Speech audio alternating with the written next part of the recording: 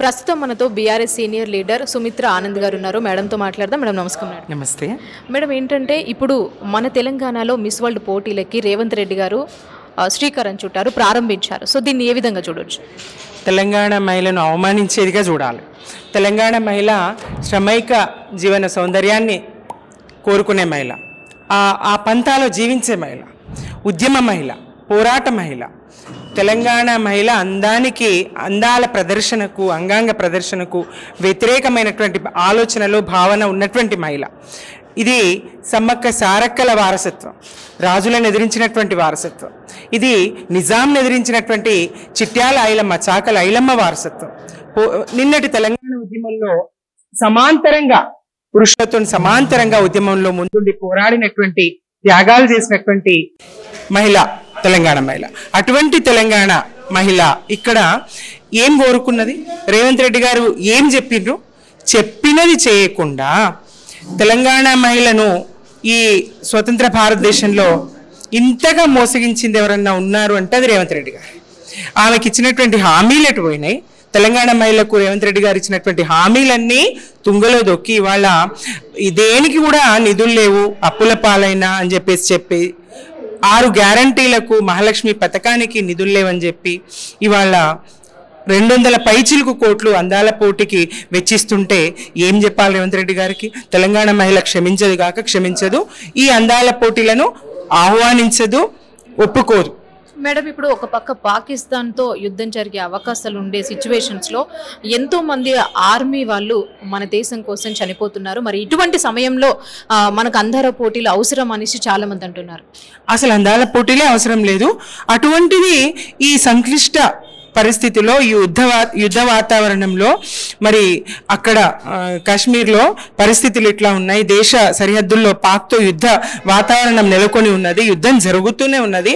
ఇట్లాంటి సందర్భంలో దేశంలో అన్నీ కూడా రద్దు చేసుకొని, క్రికెట్లు ఇతరాతర అన్ని కూడా రద్దు చేసుకున్నటువంటి సందర్భంలో ఇక్కడ అందాల పోటీలు నిర్వహించడం అయితే విడ్డూరం. ఇది క్షమించరాని విషయము. నిజంగా దేశభక్తులు ఎవరైనా ఉంటే రేవంత్ రెడ్డి గారిని ఖండించాల్సినటువంటి అవసరం ఉన్నది. బీజేపీ ఖచ్చితంగా ఇవి నిలువరించాల్సినటువంటి అవసరం ఉండే, కానీ ఆ దిశలో చర్యలు ఏం జరగలేవి.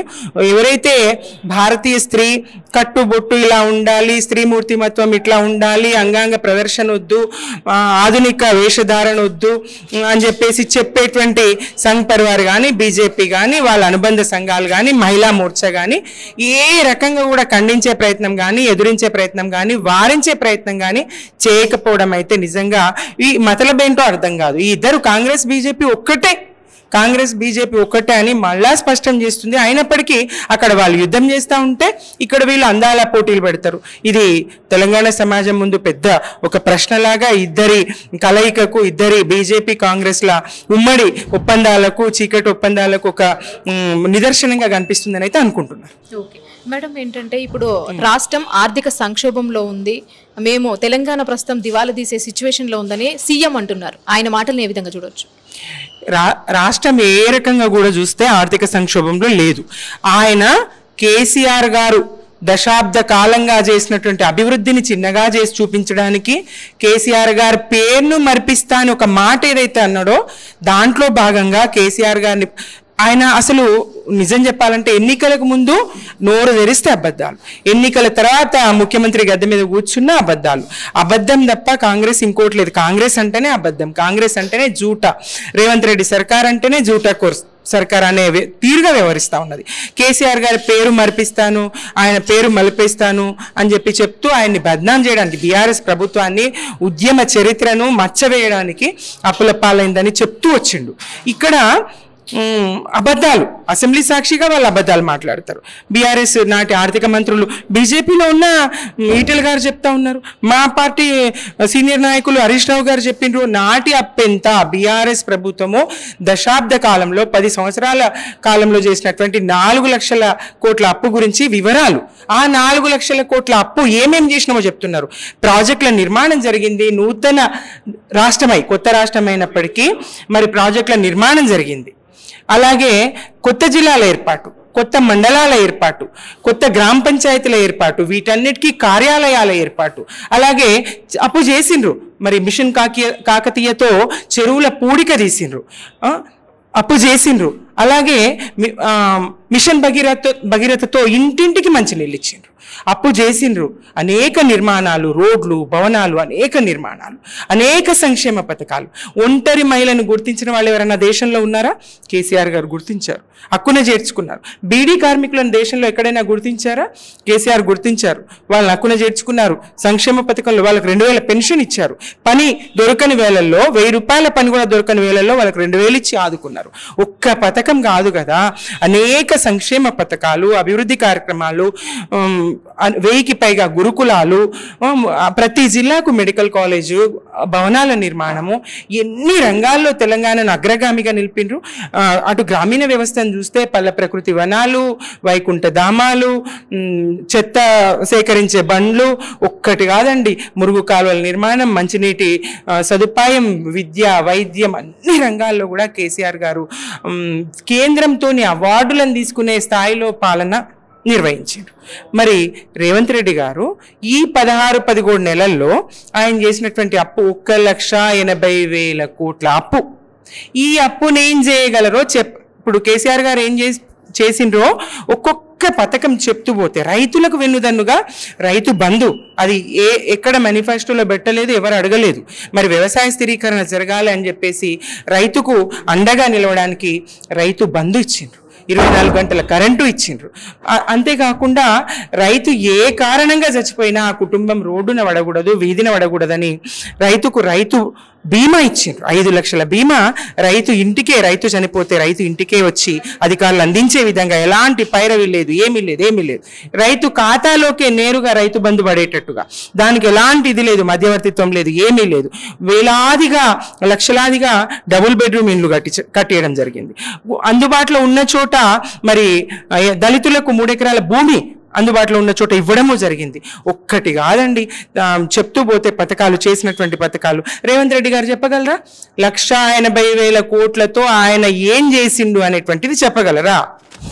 అసాధ్యం. ఆయన ఏం చెప్పలేరు. ఎందుకంటే చేసిన కార్యక్రమాలు ఒక్క ఇటుక పెట్టింది లేదు, ఒక్క నిర్మాణం జరిగింది లేదు, ఒక్క ఇందిరమ్మ ఇల్లు కట్టింది లేదు, ఒక్క చెరువు పూడిక తీసింది లేదు, ఒక్క ప్రాజెక్టులోంచి నీళ్ళెత్తిపోసింది లేదు, కరెంటు కోతలు ఉన్నాయి, పెన్షన్లు సక్రమంగా అందడం లేదు, రైతు బంధు భరోసా ఇస్తా 10,000 కాదు 15,000 ఇస్తా, భరోసాకే దిక్కు లేదు, రైతు బీమాకు ప్రీమియం చెల్లించని పరిస్థితి ఉన్నది. ఇట్లా గత ప్రభుత్వాన్ని మునుగటేసుకొని బద్నాం చేసి తాను ఆర్థికంగా తమ సొంత నిధులు, ఖాళీ కుండలున్నాయని చెప్పిండు కదా, లంకె బిందెలు ఏర్పాటు చేసుకునే సొంతాని కోసం, పార్టీ కోసం ఢిల్లీకి తిరుగుతూ లంకె బిందెలు నింపుకునే ప్రయత్నము, తమ ఖజానా నింపుకునే ప్రయత్నం రేవంత్ రెడ్డి సర్కార్ చేస్తున్నది అనేది తెలంగాణ ప్రజలు గుర్తించిండ్రు, స్పష్టమైంది. మేడం, ఇప్పుడు అసలు ఈ ఆర్థిక సంక్షోభానికి కారణమే కేసీఆర్ చేసినటువంటి అప్పు మా నెత్తి మీద పడింది. ఇప్పుడు ఒకవేళ మేము వేరే దగ్గరికి అప్పుకు పోతే కూడా మమ్మల్ని దొంగల్లాగా చూస్తున్నారు, చెప్పులు ఎత్తుకెళ్ళే ఢిల్లీకి వెళ్ళలేని పరిస్థితి కనిపిస్తుందని రేవంత్ రెడ్డి గారు అంటున్నారు. ఇది నిజంగా చాలా సిగ్గుచేటు. మరి కేసీఆర్ గారిని బద్నాం చేస్తున్నా అనుకొని రాష్ట్ర పరువు తీసే ప్రయత్నం, కేసీఆర్ గారిని చిన్నగా చేయడం కాదు, కేసీఆర్ గారిని బదనాం చేయడం కాదు, తెలంగాణ పసి పిల్లల కాడికెళ్ళి అర్థం చేసుకున్నారు. చెప్పుల దొంగలాగా, నిజమే నువ్వు దొంగవే కావచ్చు, దొంగలాగానే చూస్తారు. ఎందుకంటే ఓటుకు నోటుతో రెడ్ హ్యాండెడ్గా పట్టుబడినటువంటి దొంగలాగానే చూస్తారు. కానీ ముఖ్యమంత్రి స్థానంలో ఉండి నువ్వు ఈ మాట మాట్లాడకూడదు. తెలంగాణ సమాజం అంగీకరించదు, ఒప్పుకోదు. ఉద్యోగులకు న్యాయంగా రావాల్సినటువంటి వాళ్ళ డిఏలు ఇవ్వకుండా ఇవాళ రిటైర్డ్ అయినటువంటి ఎంప్లాయీలు, ఉద్యోగస్తులు పదవి విరమణ 30-40 సంవత్సరాలు పనిచేసి కుటుంబాలను వదిలి వాళ్ళు పనిచేసి వాళ్ళు దాచుకున్నటువంటి, వాళ్ళకి న్యాయంగా రావాల్సినటువంటి రిటైర్మెంట్ బెనిఫిట్స్ ఇవ్వవు. దానికి నువ్వు ఖజానాన్ని సాకుగా చూపిస్తావు. 200 పైచిలకు కోట్లు అందాల పోటీలకు ఎక్కడి నుంచి తెచ్చినావు?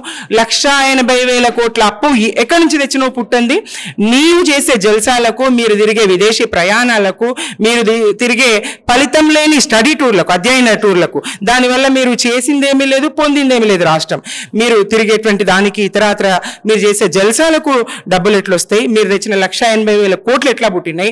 మీరు పెట్టబోయే అందాల పోటీలకు 200 కోట్ల పైచీలకు అప్పులు ఎట్లా పుట్టినాయి? ఇక్కడ ఉద్యోగులకు అనేసరికి పదవీ విరమణ పొంది 30-40 సంవత్సరాలు సేవలను అందించి పదవీ విరమణ పొందినటువంటి ఉద్యోగులను మరి వాళ్ళకి ఇవ్వాల్సినటువంటి ఇవ్వక ఇలాంటి మాటలు మాట్లాడితే మరి ఉద్యోగులు ఏకమైండ్రు. ఉద్యోగ సంఘాల పూర్వ బాధ్యులుగా మేము వివిధ పార్టీలో ఉన్నటువంటి అందరం ఏకమై మొన్న సమావేశం పెట్టుకున్నాం. దానికి ఒక సమన్వయ కమిటీగా మేము ఇది చేసుకొని ఉద్యోగులను, ఉపాధ్యాయులను, కార్మికులను అందరినీ ఒక తాటి మీదకి తీసుకొచ్చి ఈ ప్రభుత్వాన్ని మెడలు వంచి వాళ్ళు ఏదైతే వాళ్ళకు రావాల్సినటువంటి జీపీఎఫ్ బకాయిలు కానీ ఇతరత్ర బకాయిలు కానీ పదవి విరమణ పొందినటువంటి ఉద్యోగులకు రావాల్సినటువంటి రిటైర్ అయినటువంటి విశ్రాంత ఉద్యోగులకు రావాల్సినటువంటి బెనిఫిట్స్ కానీ అన్నీ ఈ ప్రభుత్వం ఇచ్చే విధంగా పోరాటాన్ని తీవ్రతరం చేయబోతున్నాం. మేడం, ఆపరేషన్ సింధూర్పై మీ అభిప్రాయం ఏంటి? ఇది నిజంగా ఆ ప్రాంత యుద్ధం జరుగుతున్నటువంటి ప్రాంత ప్రజలు, ఆ రాష్ట్రాల్లో ఉన్నటువంటి ప్రజలకైతే దినదిన గండంగానే ఉంటుంది, భయంగానే ఉంటుంది. యుద్ధం అంటే మనం వీరగాథలు పాడుకున్నంత సులువు కాదు. యుద్ధం అంటే మరి నినాదాలు ఇచ్చినంత, దేశభక్తి ప్రదర్శించినంత, నినాదాలు ఇచ్చినంత ఈజీ వ్యవహారం అయితే కాదు. యుద్ధం జరగకూడదు సాధారణంగా. కానీ అక్కడ జరిగినటువంటి మన భారతీయుల్ని కాశ్మీర్లో ఇది చేస్తున్నటువంటి ఆ సందర్శనకు వెళ్ళినటువంటి జరిగిన దాడి ఏదైతే ఉన్నదో దాన్ని నిలువరించకపోవడం ఏదైతే ఉన్నదో అది కొద్దిగా విచారించదగ్గ విషయమే. దానికి బదులుగా ఆ మిలిటెంట్ స్థావరాల మీద దాడి అంగీకరించాల్సిందే. ఆ మిలిటెంట్ వ్యవస్థ నిర్వీర్యం చేయడం అయితేనేంది, తీవ్రవాదులను అంతమొందించడం అయితేనేంది, అందరూ అంగీకరించేదే. తీవ్రవాదం ఉండకూడదు, తీవ్రవాదం సమూలంగా పెకులించబడాలి. కానీ మరి ఆ తీవ్రవాదుల నిర్మూలన జరిగిందా, జరగలేదా, ఎంతమంది తీవ్రవాదులు హతమైనరు, మరి ఆ దోషులు పహల్గాం జరిగినటువంటి దాడిలో పాల్గొన్న నిందితులు, దోషులు ఎవరైతే ఉన్నారో, హంతకులు ఎవరైతే ఉన్నారో, ఆ నరహంతకులు దొరికినరా, వాళ్ళను పాకిస్తాన్ ప్రభుత్వం మనకు అప్పగించిందా, లేదా వాళ్ళు చచ్చిండ్రా ఈ దాడిలో? ఇట్లాంటి వివరాలు భారతదేశానికి, ప్రజలకు తెలియజేయాల్సినటువంటి అవసరం అయితే ప్రభుత్వం మీద ఉన్నది. Thank you so much.